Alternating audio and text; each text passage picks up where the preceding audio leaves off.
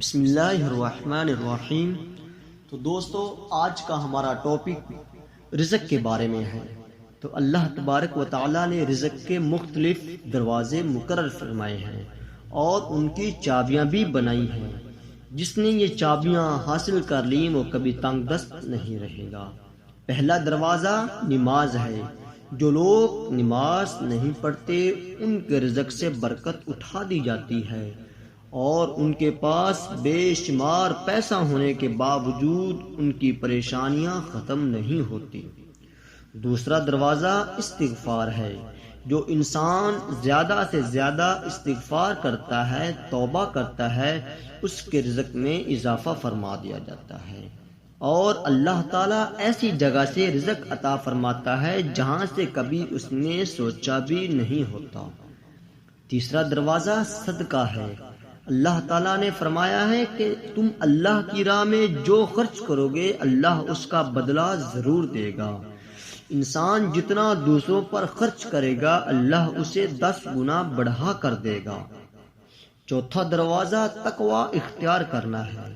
جو لوگ گناہوں سے دور رہتے ہیں ان کے لیے آسمان سے رزق کے دروازے کھول دیے جاتے ہیں۔ پانچواں دروازہ کثرت نفلی عبادت ہے۔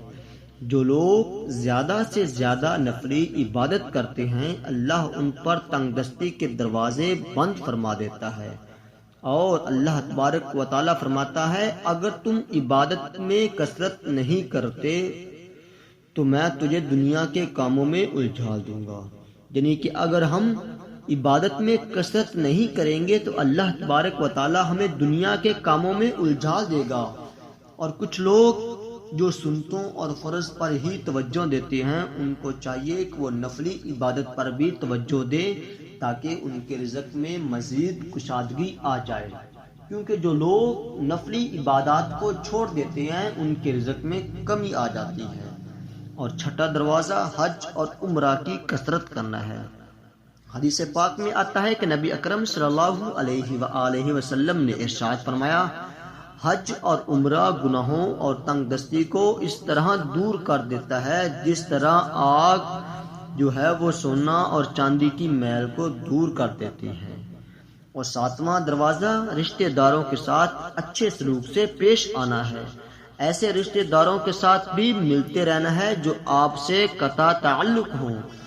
اور آٹھواں دروازہ کمزوروں کے ساتھ صلہ رحمی کرنا ہے۔ غریبوں کے غم بانٹنا، مشکل میں کام آنا اللہ تعالیٰ کو بہت پسند ہے۔ اور نوواں دروازہ اللہ پر توکل کرنا ہے۔